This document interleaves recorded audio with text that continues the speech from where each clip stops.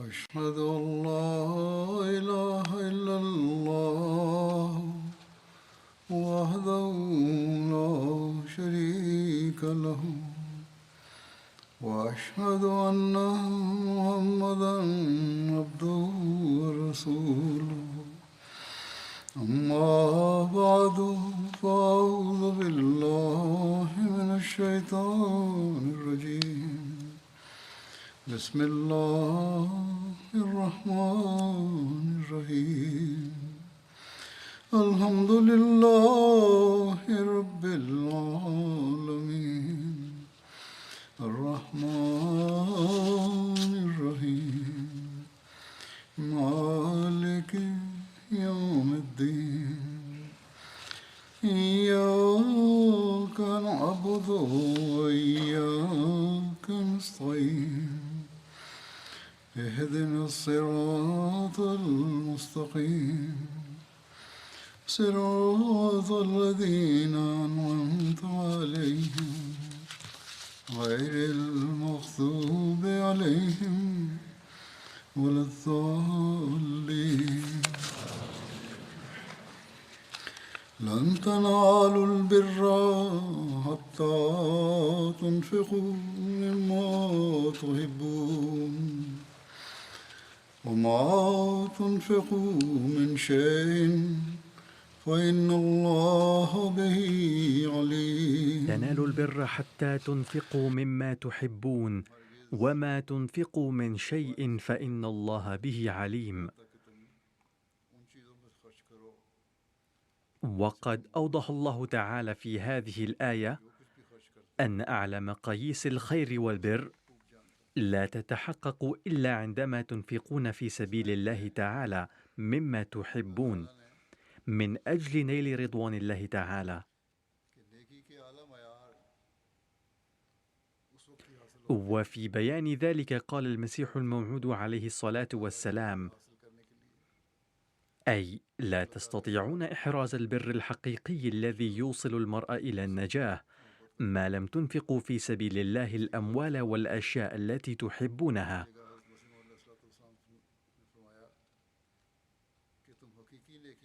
ثم قال حضرته في مكان آخر: ينبغي أن لا يكون المرء متعلقا بأمواله. يقول الله تعالى: لن تنالوا البر حتى تنفقوا مما تحبون. لا يسع أحدا أن يدعي نيل البر بإنفاقه الأشياء التافهة الرديئة. إن باب الحسنة ضيق، فاعلموا جيدا أنه لن يدخله أحد بإنفاق الأشياء التافهة، إذ قد جاء في النص الصريح: لن تنالوا البر حتى تنفقوا مما تحبون.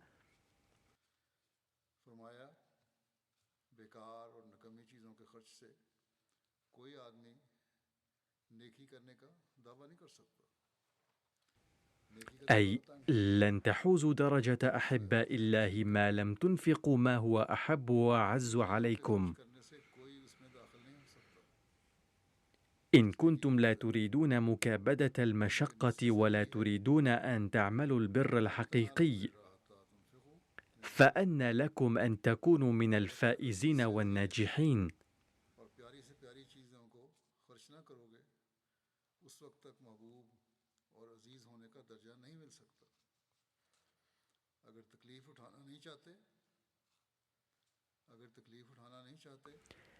هل نال الصحابة ما نالوه من المكانة مجانا؟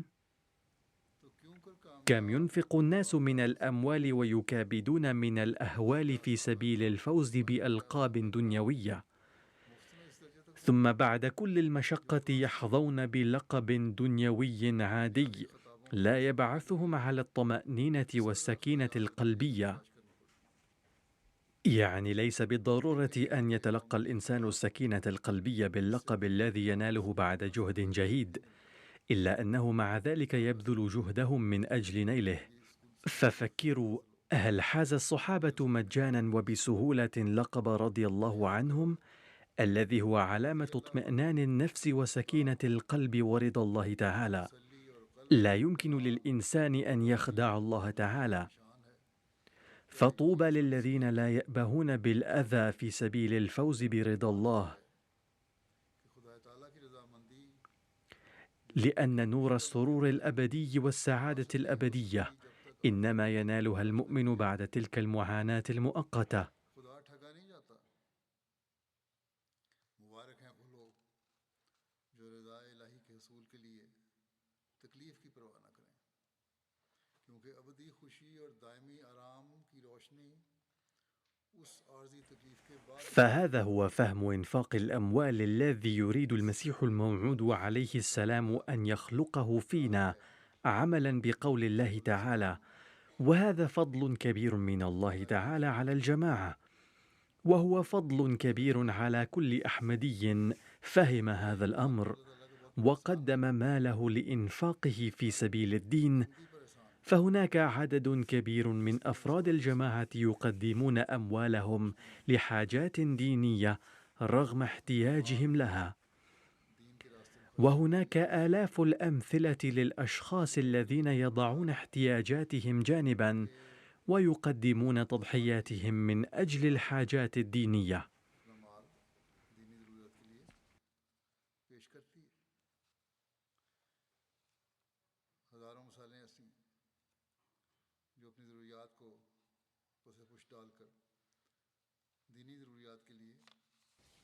نرى في الوقت الحاضر أن الأوضاع الاقتصادية في العالم عموماً تزداد سوءاً، وخاصة في الدول النامية، ولم تعد حتى الدول المتقدمة في الوضع الذي كانت تتمتع فيه برغد العيش وبحبوحته في كل شيء، وذلك بسبب ظروف الحرب السائدة في العالم.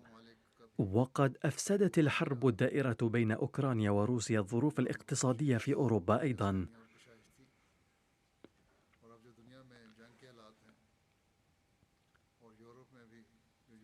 على أي حال، تأثر اقتصاد البلدان النامية بشكل أكبر، ثم إن فساد السياسيين في هذه البلدان جعل الوضع سيئا للغاية. ولكن على الرغم من ذلك فإن الأحمديين يتقدمون نحو الأمام في تضحياتهم المالية.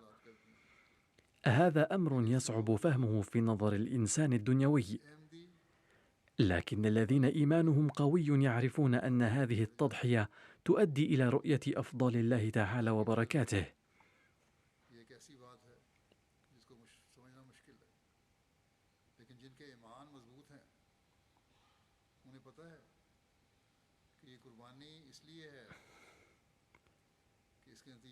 في الخطبة الأولى من شهر نوفمبر، كما يعلم أفراد الجماعة، يتم الإعلان عن العام الجديد للتحريك الجديد، لذا سأقدم بعض الأحداث المتعلقة بالتحريك الجديد.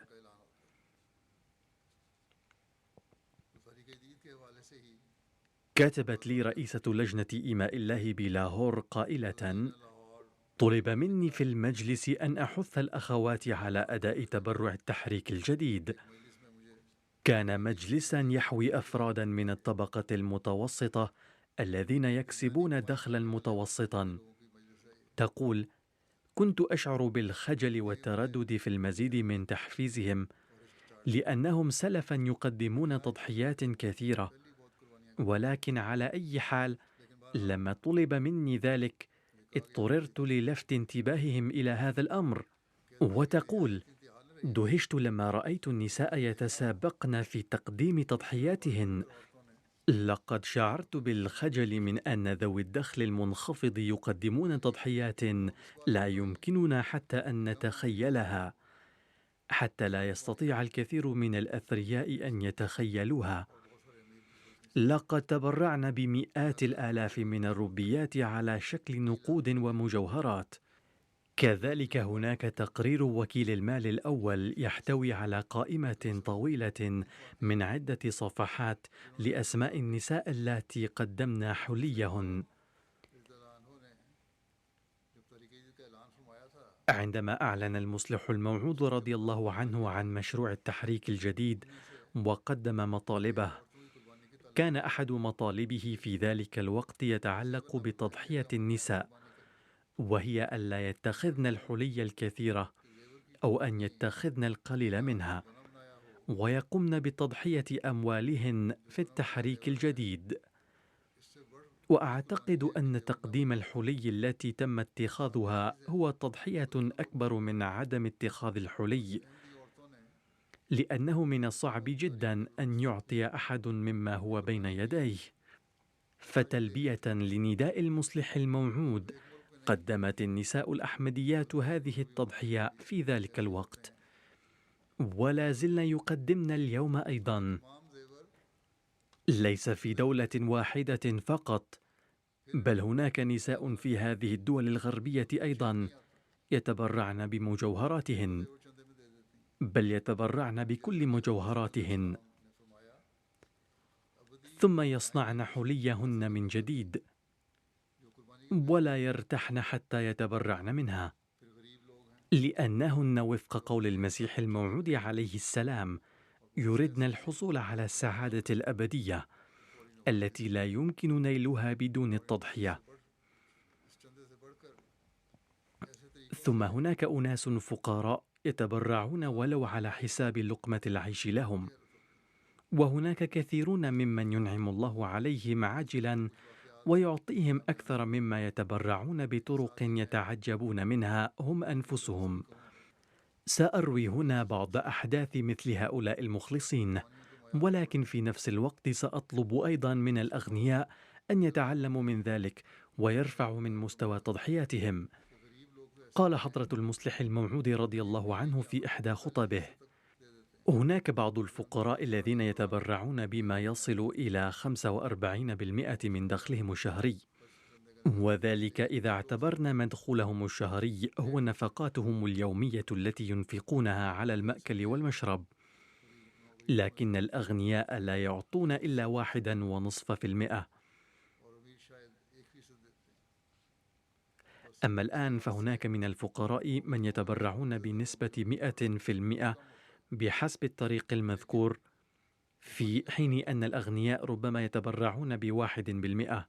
وعليه فإن نسبة تبرع الدخل 100% من الفقراء يكون أقل بكثير في الظاهر من إجمالي تبرع الأغنياء،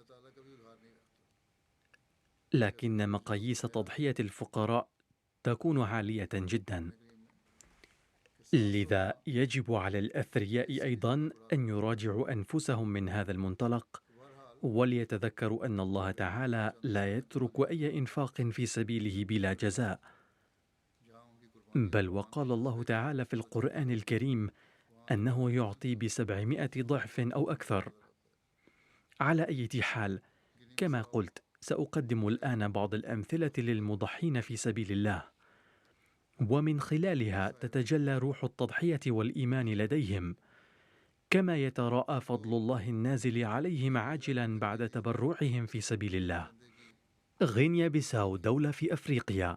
السيد محمود ينتمي إلى هذا البلد وهو ميكانيكي دراجات نارية، فلما حفزه الداعية المحلي على التبرع في صندوق التحريك الجديد أخرج كل ما كان في جيبه من مال، وكان يبلغ 10,000 فرنك. وفي نفس الوقت جاءت كنته حيث كان يجلسان في منزله، فطلبت المال لإعداد الطعام في المنزل. كان السيد محمود قد نوى دفع كل هذه الأموال في صندوق التحريك الجديد، لذلك تبرع بكل ما عنده من الأموال وطلب من كنته أن تصبر، فذهبت. يقول الداعية: بينما كان السيد محمود يدور في خلده بشأن كيفية دفع نفقات لكنته، إذ تلقى اتصالا من مكتب حكومي يطلب منه الحضور إلى المكتب. وعند وصوله إلى هناك قيل له: إنك أصلحت دراجاتنا النارية العام الماضي ولم ندفع لك ثمنها. وبالتالي قدم له شيكا بمبلغ 190,000 فرنك. وبعد استلام الشيك جاء السيد محمود على الفور إلى منزله، ونادى على كنته وبقية أفراد الأسرة أيضا، وقال لهم: انظروا إلى بركات الإنفاق في سبيل الله، فقد أعطاني الله المال الذي لم أتوقعه.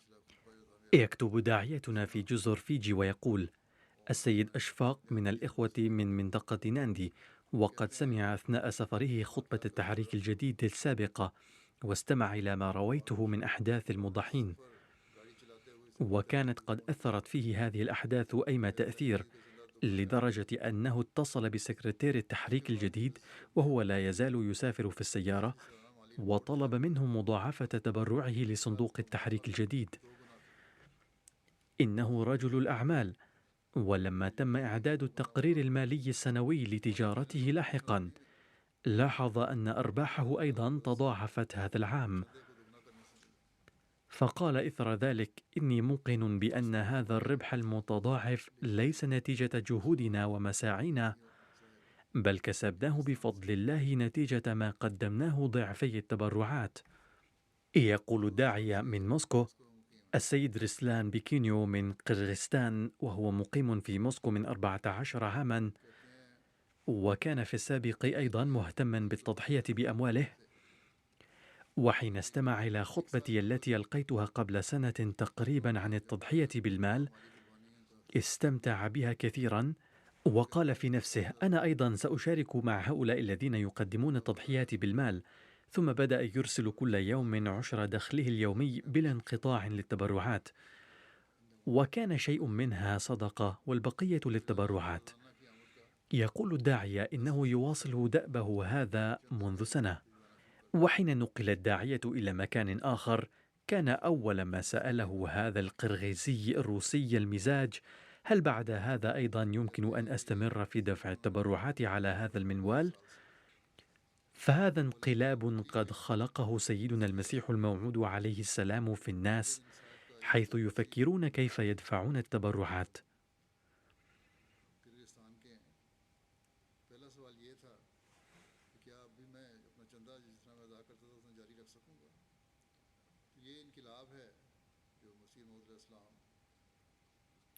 يقول أمير الجماعة في تنزانيا أحد الأحمديين هنا السيد محمد الثاني: قد واجهت الشركة التي كان يعمل بها الخسارة، فقال صاحب الشركة: إنه سيحسم من راتب كل موظف. فتألم كثيرا، وكان يمر من الشهر الأخير لدفع التبرعات في صندوق التحريك الجديد، فحين تواصل به الداعية لم يذكر له مشاكله بتاتا، بل قد دفع له متوكلا على الله كل ما وعده. ثم أخبر في اليوم التالي أنه في اليوم التالي تلقى اتصالا من صاحب الشركة، فقال له لن يحسم من راتبه شيء. ثم تم الحسم من رواتب زملائه، لكنه تلقى راتبا كاملا، فقال إن ذلك ببركة ما دفعت في صندوق التحريك الجديد.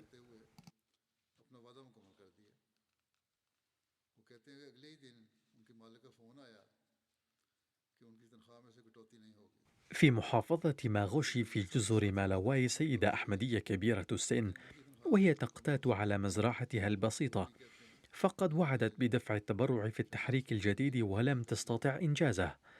وحين تم التواصل بأفراد الجماعة أن على الذين لم ينجزوا وعودهم كاملا فليدفعوا، بذلت هذه السيدة جهودا كثيرة، ودعت الله أيضا لتجد عملا تنجز بدخله وعدها فلم تجد. ثم ذات يوم حين عادت إلى بيتها بعد أداء صلاة العصر في المسجد، علمت أن حفيدها أرسل لها 45,000 من العملة المحلية هدية، فلم تكن لفرحتها حدود، فجاءت فورا إلى الداعية وأنجزت وعدها، وشكرت الله كثيرا على أنه وفقها لإنجاز وعدها.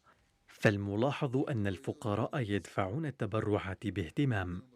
يقول أمير الجماعة في تنزانيا: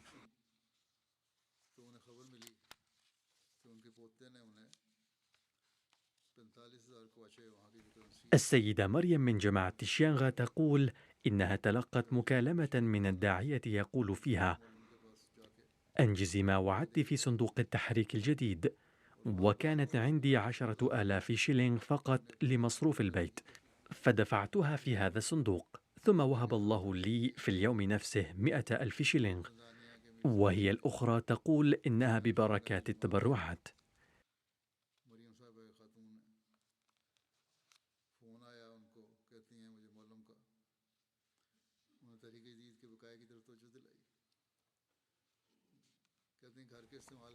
كان مبايع جديد وهو السيد عثمان من غينيا بيساو يعاني من مشاكل اقتصادية كثيرة، إذ كلما بدأ مشروعا فشل. وفي هذا القلق حين نام ذات ليلة تلقى نداء: يا عثمان، عليك أن تدفع تبرعاتك بانتظام.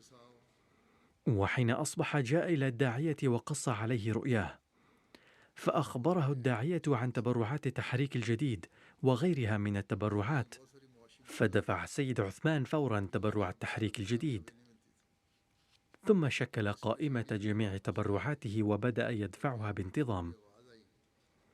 فقال السيد عثمان: منذ بدأت أدفع جميع تبرعاتي بانتظام بارك الله في كل مشروع لي، وزالت جميع المشاكل التي كنت أواجهها. فهو موقن جيدا أن كل ذلك ببركة دفع التبرعات في التحريك الجديد وغيره من الصناديق.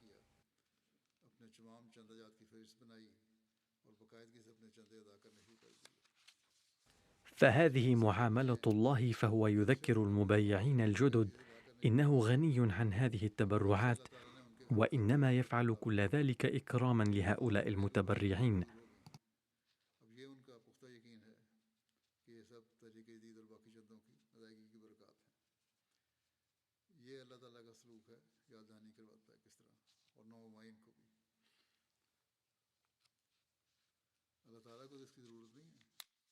يقول الداعية السيد كامران المحترم من أستراليا إن أحد خدام الأحمدية لم يدفع التبرعات منذ 10 سنوات، فجلست معه وأخبرته عن بركات التضحية بالمال، فبدأ يدفع التبرعات ودفع في صندوقي التحريك الجديد والوقف الجديد. وبعد أيام قليلة تلقيت منه مكالمة هاتفية وأخبرني أنه بفضل الله نال الترقي في العمل ولم يكن يتوقع ذلك مطلقا، ثم قال إنما هو ببركة التضحية في سبيل الله.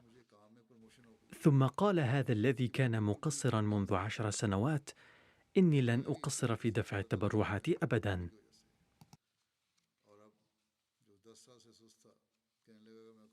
في قرية نيامينا في غامبيا يقيم أحمدي اسمه عثمان.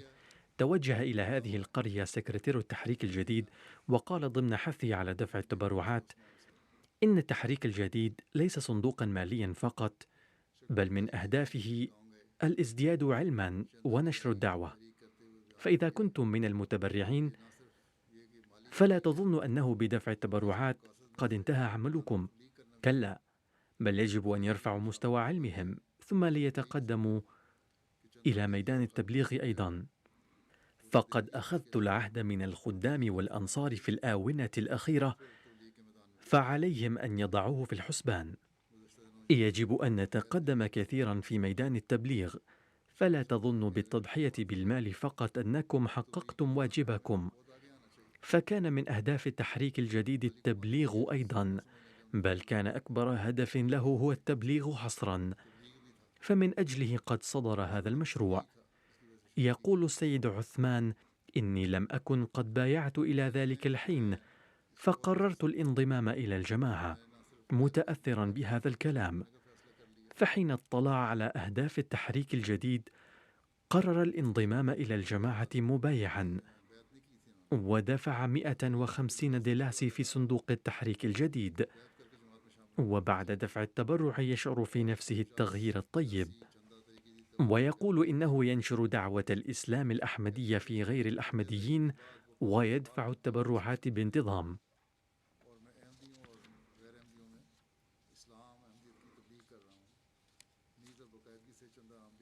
تقول سيدة من غامبيا: إني منذ دفعت التبرع أشعر بانقلاب في نفسي وفي أولادي أيضا، وأرى أن الله يسد كل حاجة لنا، وأن إحراز الحسنات والتضحية في سبيل الله يكسبنا أفضل الله بانتظام. يقول الداعية السيد كمارا في بلد أفريقي غينيا كوناكري إنه خرج لجمع التبرعات في القرية التي عين فيها، وحين طلب من زوجة إمام مبايع جديد التبرعات أخرجت 5000 غيني، ثم قالت رافعة يدها إلى السماء: يا إلهي، هذا كل ما أملكه من النقود، وأدفعها في سبيلك فتقبل مني. ثم سلمت له ذلك المبلغ، فهي مبايعة جديدة في منطقة نائية من أفريقيا. يقول الداعية: حين عدت إلى البيت بعد الجولة في القرية، جاءتني هذه السيدة التي تبرعت ب5,000 فرنك غيني، وأخبرتني بفرحة عارمة: إنني ربحت كثيرا في تجارتي مع الله اليوم، إذ بعد ذهابك من عندي أرسل قريب لي 80,000 فرنك غيني، وهي أكثر من تضحيتي بأضعاف كثيرة. ومن غينيا كوناكري نفسها يقول داعية محلي السيد جالو المحترم إنه وصل إلى قرية أثناء العشرة المخصصة لجمع تبرعات التحريك الجديد، وحين نصح مبايعا جديدا السيد شيخو المحترم الذي كان قد وعد بدفع 30,000 فرنك غيني في صندوق التحريك الجديد، قال: كل ما أملكه اليوم لمصروف البيت هو 30,000 فرنك غيني فقط، لكنني أقدمها في سبيل الله، فتقبل مني. وفي اليوم التالي اتصل بي وأخبرني بكل حماس إن الله تقبل منه التضحية بالمال، إذ بعد بضع ساعات من دفع التبرع أرسل لي ابني 300,000 فرنك غيني لنفقات البيت. فقد قوى الله إيماني بهذا الحادث كثيرا، فالتبرعات التي تستلمها الجماعة منا إنما هي تنفق في سبيل الله فقط، وسوف أظل أقدم التضحية هكذا. فقد اطمأن أيضا بأن ما أكرمه الله فإنما لأن هذا المبلغ ينفق في مصرف صحيح وأنه لم يضع. يقول سيد بايغا مرزويف من خازخستان وهو يدفع التبرعات بانتظام: في شهر يونيو سرحت من العمل ودفع لي أصحاب العمل جميع مستحقاتي، والآن أعيش على التقاعدية. وبعد التسريح من العمل ببضعة أشهر اضطررت لشراء أدوية غالية وأشياء أخرى، مما أدى إلى قلقي الكثير لعدم توفر المال. ذات يوم أثناء التجول في الشارع خطر ببالي أن أفحص كارت الائتمان، رغم يقيني بأنه لا يمكن أن يكون فيه رصيد ونقود فهو خالي. ومع ذلك حين فحصته اندهشت كثيرا جدا، إذ قد وجدت في الكارت 190,000 من العملة المحلية. فأخذتني الحيرة وظللت أشكر الله طويلا. كانت الشركة التي استقلت منها أرسلت إلى حسابي مبلغا بدون ذكر السبب، فاتصلت بها وسألت عن السبب، فعلمت أن صاحب الشركة أرسل هذا المبلغ هدية لي بسبب أمانتي وصدقي، وكان كل ذلك ببركة ما كنت أتبرع به بانتظام في صندوقي التحريك الجديد والوقف الجديد. وهناك أخ من ماليزيا واسمه السيد وكرا وقد كتب: ها هي خبرتي الشخصية. في السنة المالية 2016 إلى 17 كنت وعدت بدفع 1000 رنكة تبرعا في صندوق التحريك الجديد، ولكن ساءت حالتي الاقتصادية ولم أستطع دفع المبلغ، وكان التسديد صعبا جدا إذ كانت تجارتي مصابة بالكساد. كنت قلقا، ولكني كنت أرجو الله تعالى أنه سيوفقني للسداد كاملا، ومع ذلك لم أقدر على توفير أي مبلغ. كنت فقط أدعو الله تعالى موقنا بأنني ما دمت صادق النية وما دامت الجماعة على الحق فسوف يسهل الله لي الأمر. وقبل اليوم الأخير من المدة المضروبة للدفع بيوم جاءني بالصدفة مبلغ من المال من تجارتي، وكان 1000 رنكة بالضبط.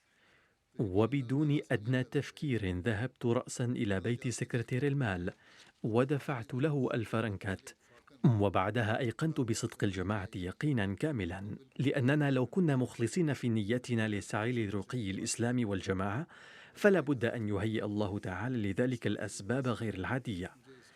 فهكذا يفكر الأحمدي القاطن في كل بلد في العالم، ومع أن مسافة آلاف الأميال تفصلهم عنا إلا أن الله تعالى يقوي إيمانهم على هذا النحو ويكشف لهم صدق جماعتنا.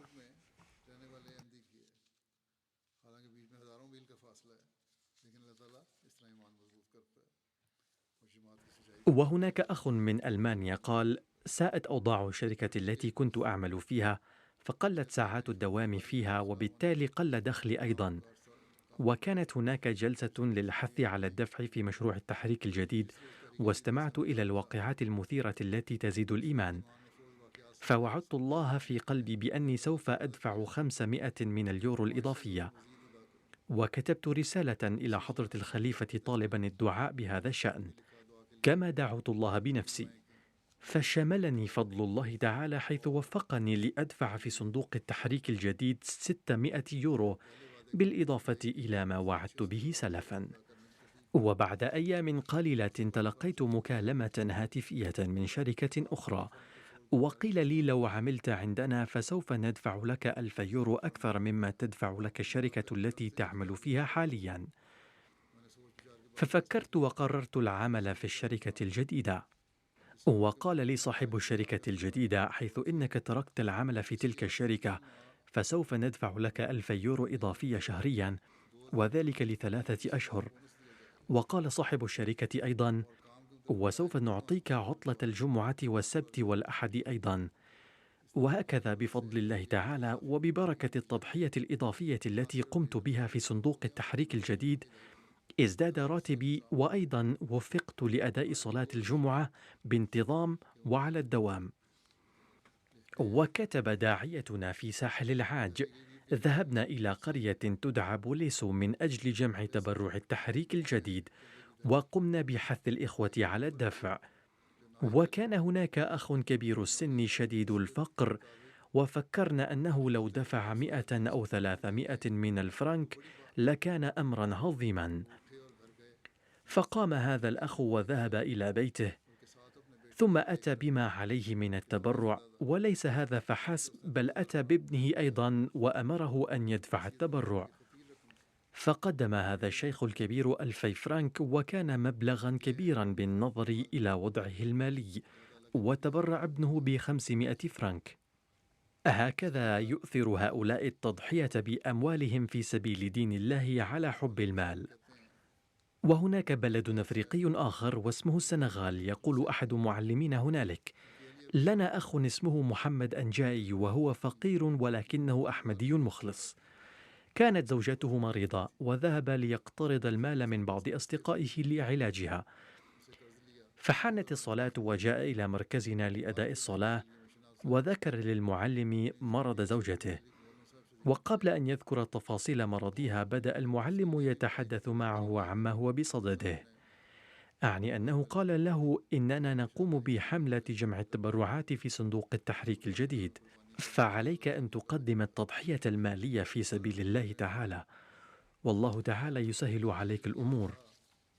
فقال للمعلم: إني في اضطرار شديد وسوف أدفع التبرع بعد 4 أيام، أما الآن فإني مضطر جدا، حيث اقترضت حالا بعض المال لدواء زوجتي، وسوف أشتري به الدواء الآن.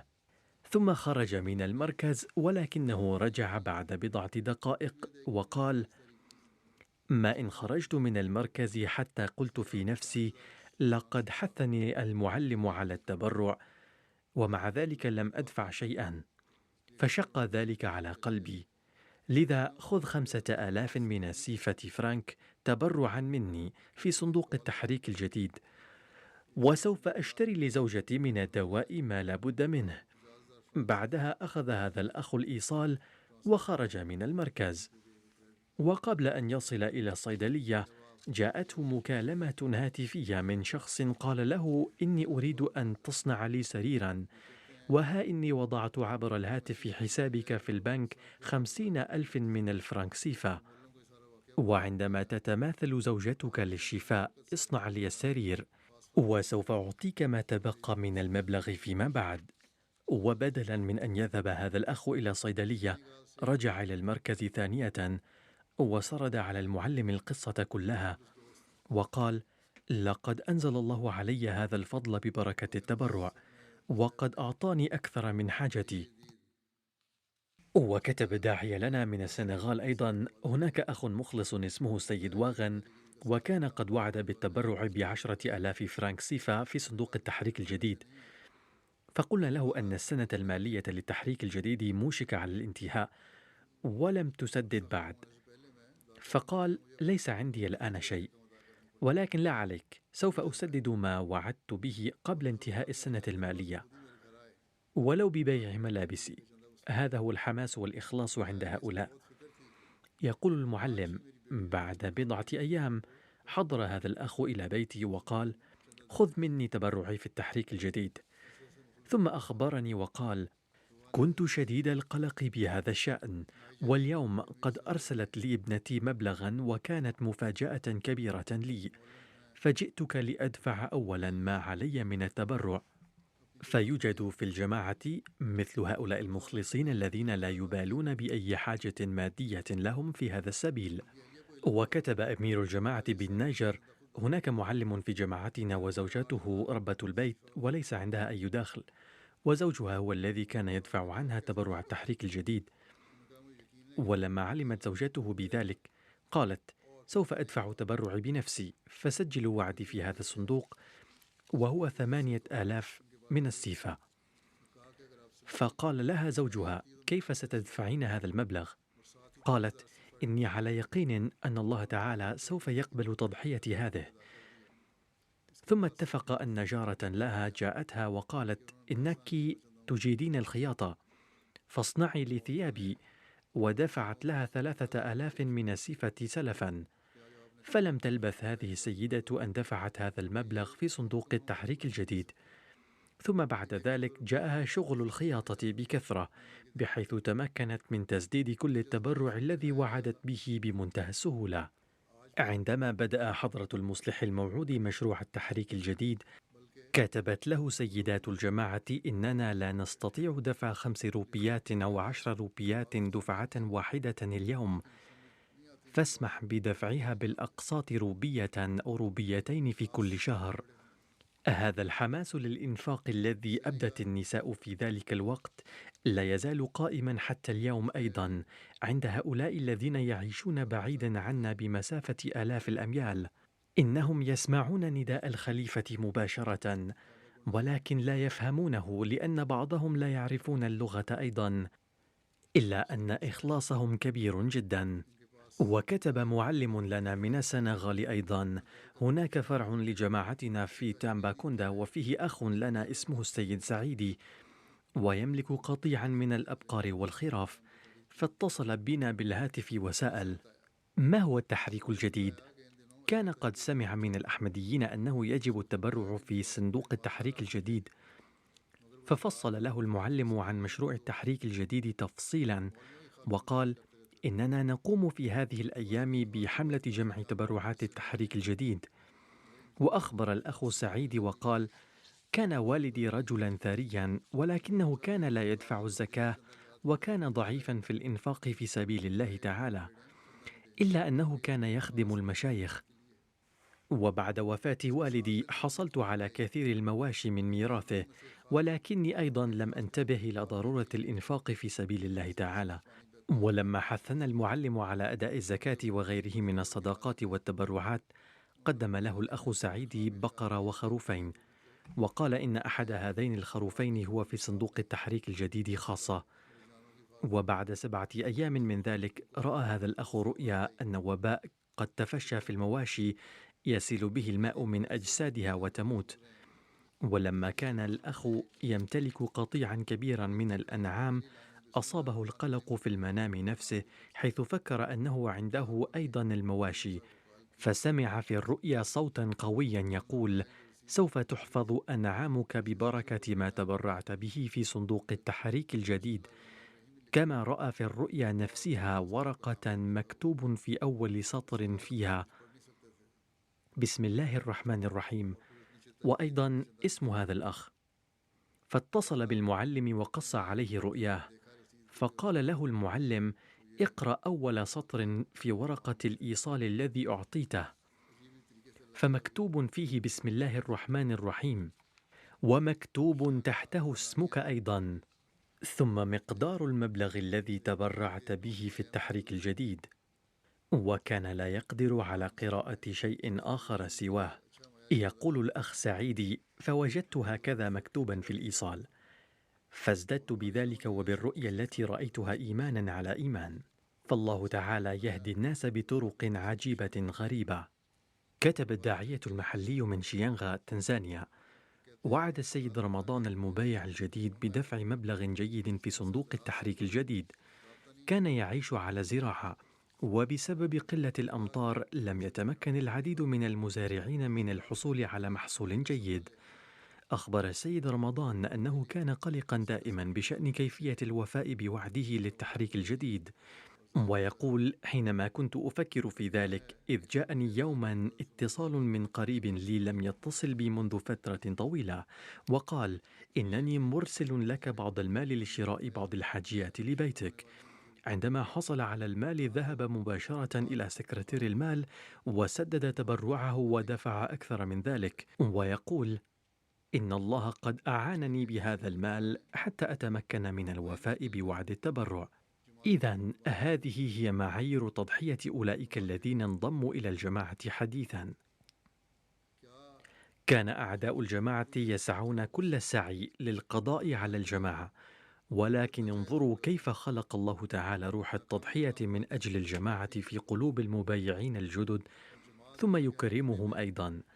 هل يمكن لأفواه هؤلاء الأعداء أن تطفئ هذا المصباح الذي أضاءه الله؟ فليسعوا بما شاءوا، فلقد قدر لهم الفشل والخيبة. وأما الجماعة فتتقدم بضرب أمثلة التضحيات في جميع أنحاء العالم. كان المصلح الموعود رضي الله عنه قد بدأ بمشروع التحريك الجديد لأن الجماعة كانت تواجه المعارضة من جميع الجهات، حتى أن المسؤولين الحكوميين كانوا يدعمون المعارضين. وكان الهدف من إنشاء التحريك الجديد ازدهار الجماعة بواسطة التبليغ ورفع راية الإسلام في كل بلد من بلدان العالم عن طريق الجماعة الأحمدية. فهؤلاء الأشخاص الذين اعتنقوا الإسلام من خلال الجماعة الأحمدية هم الذين يسعون لضرب الأمثال في الإيمان والإيقان والتضحية. والواقعات كثيرة، ولكن لا يمكن ذكرها كلها هنا في هذا الوقت. دعوني أخبركم المزيد عن التحريك الجديد وخلفيتها التاريخية. وكما ذكرت، كانت الفتنة والشر ضد الجماعة متزايدا من كل جانب، وعلى وجه الخصوص بذلت حركة الأحرار كل جهودها لعيث الفساد، وكان شعارهم محو الأحمدية من المعمورة ومحو آثار قاديان، وكانوا يدعون تدمير قاديان نهائيا، حتى كانوا قد خططوا لهتك حرمة ضريح المسيح الموعود والأماكن المقدسة الأخرى. وكانت الحكومة أيضا مائلة إلى المعارضين أكثر، مع أن الحكومة كانت للإنجليز في ذلك الوقت، فهي كانت تدعمهم بدلا من إنهاء الفتنة. وفي هذه الظروف قدم حضرة المصلح الموعود رضي الله عنه مشروعا أمام الجماعة، ولفت فيه الانتباه أيضا إلى التضحية المالية.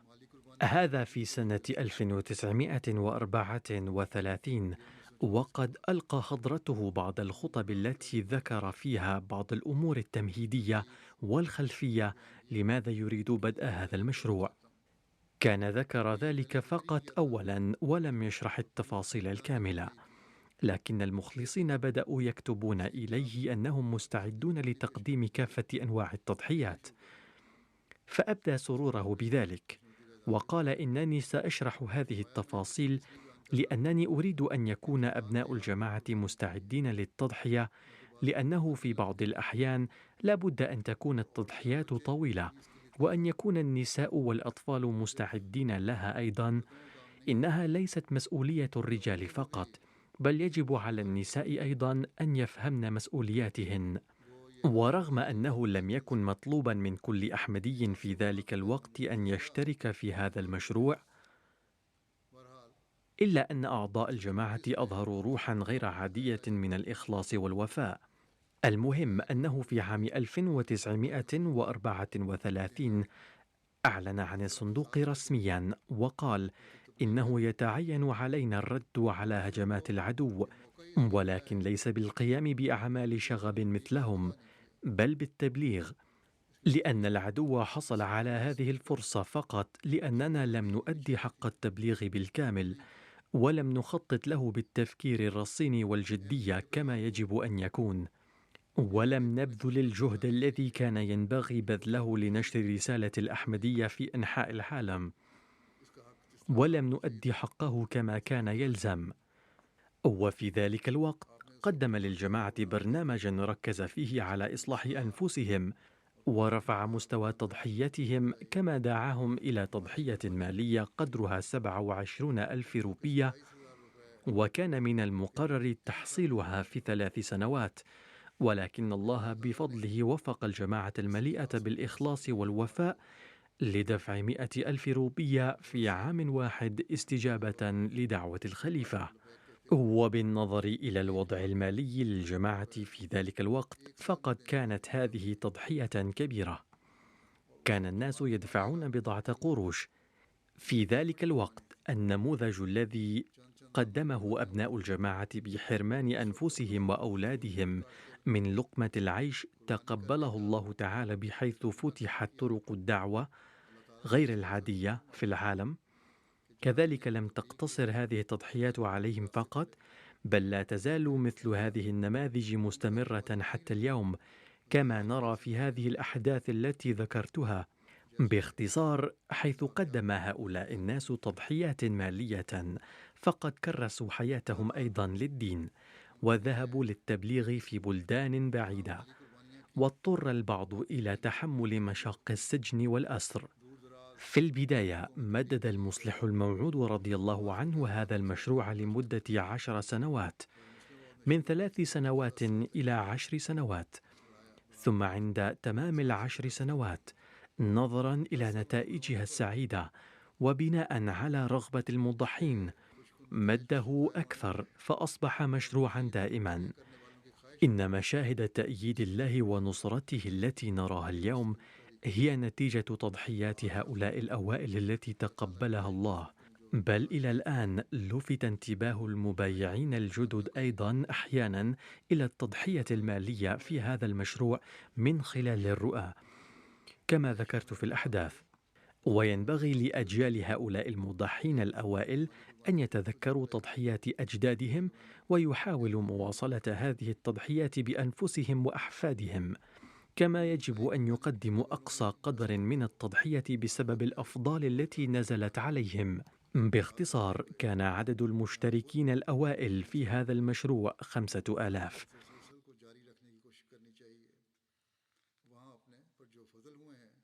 ثم دعا الخليفة الرابع رحمه الله خصوصا أبناءهم وأجيالهم إلى أن يستمروا في التبرع نيابة عنهم من أجل إحياء تضحياتهم. وبعد ذلك عندما بدأت الدفتر الخامس وجهت إلى هذا الأمر بشكل خاص، والآن بفضل الله جميع حساباتهم حية.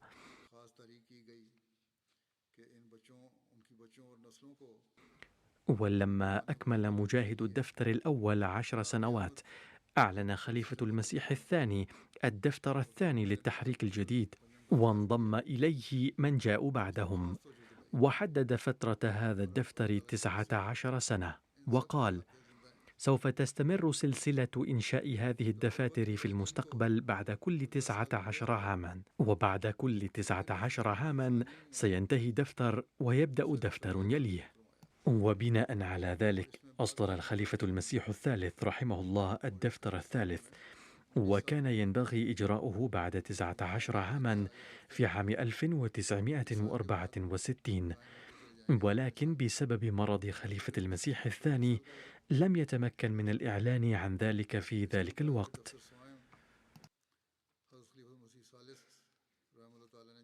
لذلك قال الخليفة الثالث رحمه الله: إنني أعلن هذا الدفتر، ولكنه سينسب إلى المصلح الموعود رضي الله عنه، وسيجازيني الله تعالى عليه أيضا. أعلن عنه عام 1966، ولكنه قال سيصدر اعتبارا من نوفمبر عام 1965. ثم في عام 85 أصدر خليفة المسيح الرابع رحمه الله الدفتر الرابع. استمر هذا الدفتر الرابع لمدة 19 عاما،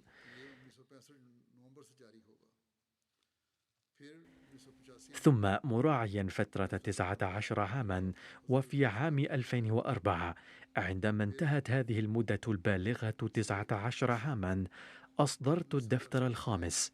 रखते हुए जो था ये दफ्तर चारम कायम रहा 19 साल 2004 में जब ये अरसा ख़त्म हुआ 19 साल का फिर मैंने واليوم بعد إتمام 19 عاما أخرى أعلن الدفتر السادس. والآن المبيعون الجدد والأطفال الذين سيولدون وكل من لم يشترك في أي دفتر سابق سينضم إلى الدفتر السادس. لذا يجب على مسؤولي الجماعة أن يتصرفوا وفقا لذلك في فروع الجماعة لهم. عندما أعلن المصلح الموعود رضي الله عنه الدفتر الثاني قال في ذلك الوقت: بعده أي بعد الدفتر الثاني ستأتي الفترة الثالثة والرابعة والخامسة من التحريك الجديد، وسنستمر في تقديم التضحيات في سبيل الدين. يوم تخلينا عن الجهاد في سبيل الدين، ويوم ولد فينا من قالوا قد انقضت الفترة الأولى، وانقضت الفترة الثالثة أيضا، وانقضت الفترة الرابعة أيضا، وانقضت الفترة الخامسة أيضا، ومرت الفترة السادسة أيضا، ومرت الفترة السابعة أيضا، والآن إلى متى سنستمر في تقديم هذا النوع من التضحيات؟ يقول المصلح الموعود: ذلك سيكون اعتراف هؤلاء الناس بأن روحانيتهم الآن أصبحت باردة وضعف إيمانهم. إننا نأمل أن تكون فترات التحريك الجديد هذه فترات غير محدودة، وكما أن نجوم السماء لا تحصى كذلك لن تحسب فترات التحريك الجديد.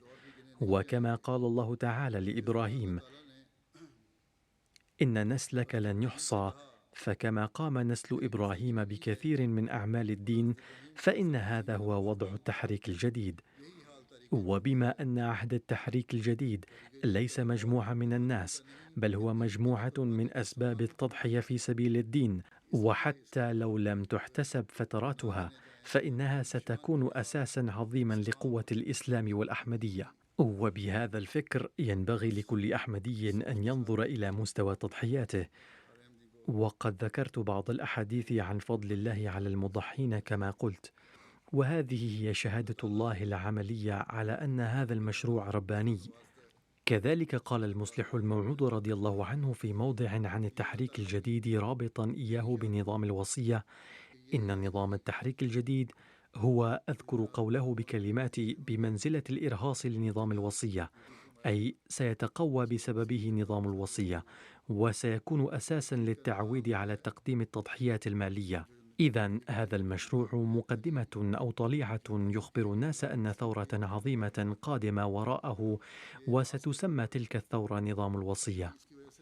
لقد طلبت من أفراد الجماعة في عام 2005 أن يشتركوا في نظام الوصية، وقلت حين ذاك إن لنظام الوصية علاقة قوية مع نظام الخلافة، والآن سوف ترتفع معايير التضحيات نتيجة نظام الوصية.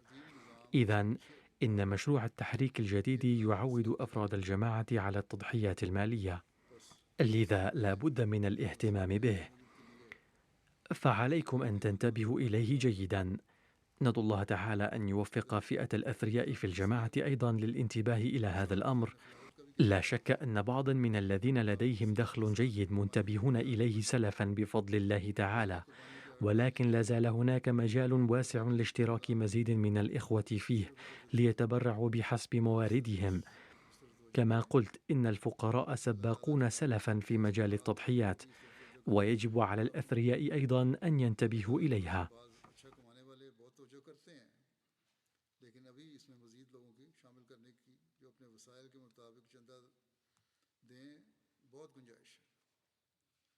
والآن سأقدم الإحصائيات للسنة المنصرمة، ولكن أسرد أولا ثمار مشروع التحريك الجديد التي نراها عيانا.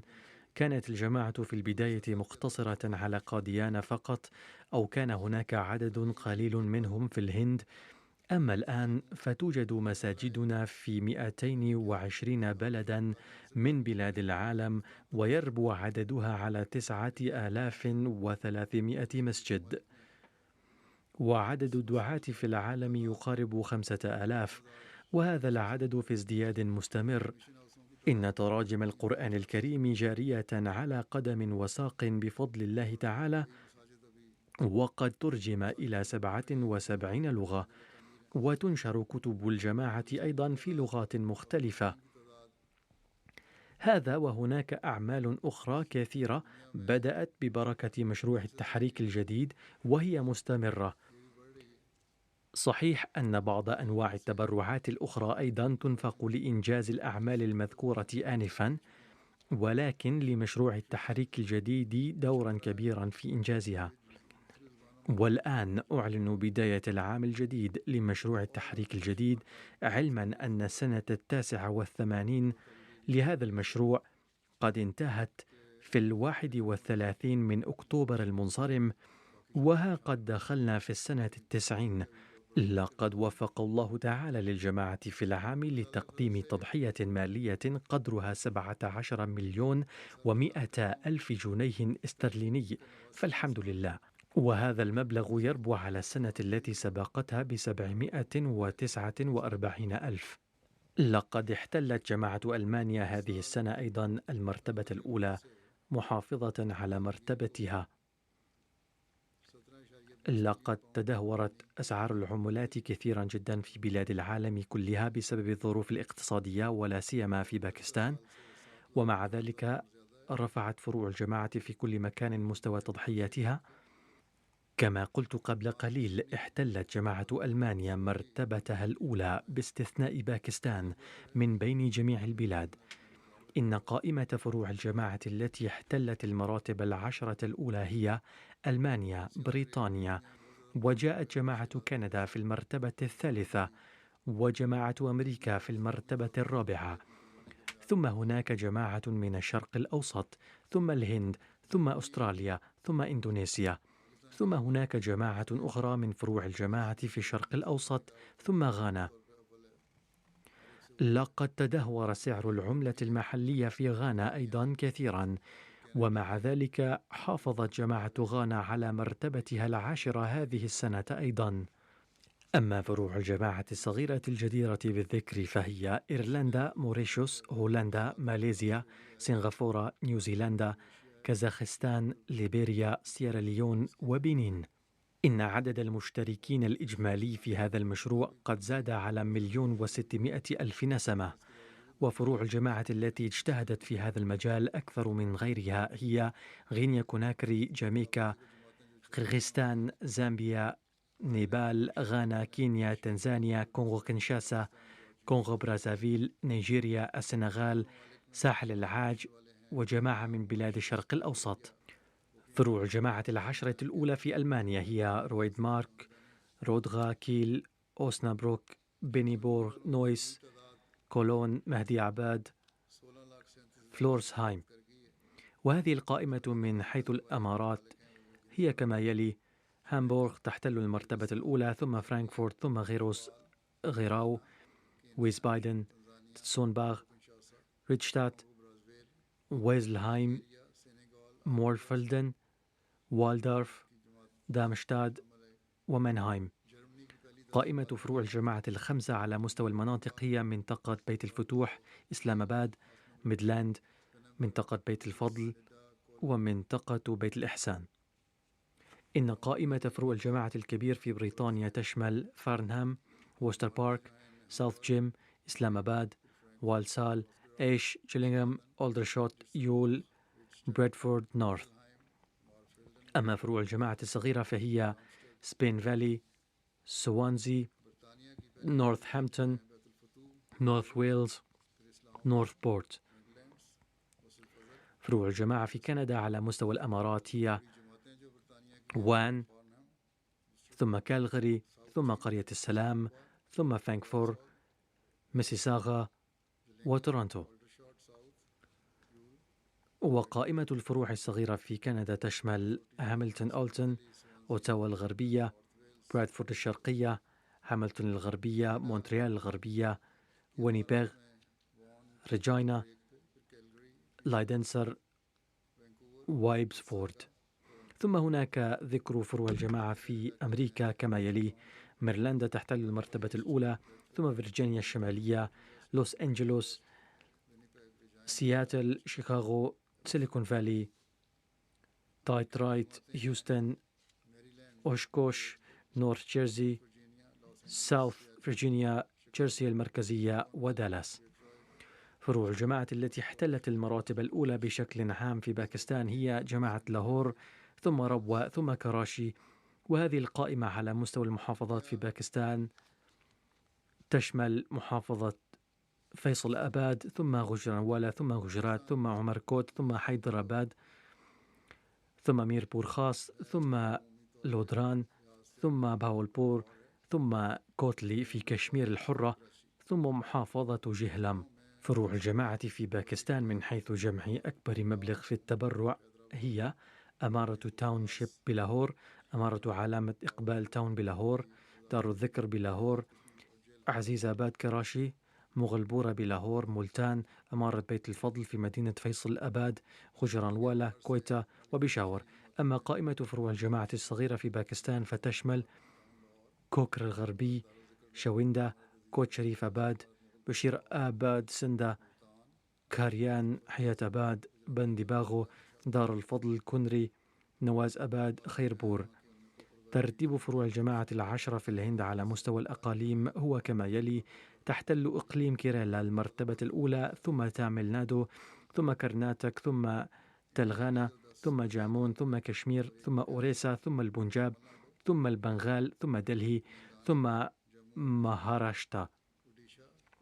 ترتيب الجماعات العشرة الأولى في الهند من حيث مستوى التضحية هو كومبيتور، تامل نادو، ثم قاديان، ثم حيدرآباد، ثم كالكت، ثم منجيري، ثم ميلابالم، ثم منغلور، ثم كالكوتا، ثم كيرالوي، ثم كيرنغ. فروع الجماعة العشرة الأولى في أستراليا هي ملبورن لانغوران، ملبورن بيروك، مارستن بارك، بينريث، بيرث، إدلايد الغربية، كاسل هيل، بريسبن كوغنا الشرقية، براماتا، ميلبورن، كلايت. ندعو الله تعالى أن يبارك في أموال جميع المضحين ونفوسهم ويوفقهم لتقديم التضحيات أكثر من ذي قبل. تذكروا أهل فلسطين في أدعيتكم دائما ولا تنسوهم. إن النساء والأولاد الصغار يسحقون هنالك في راح الظلم والاضطهاد، فندعو الله تعالى أن ينجيهم منها سريعا.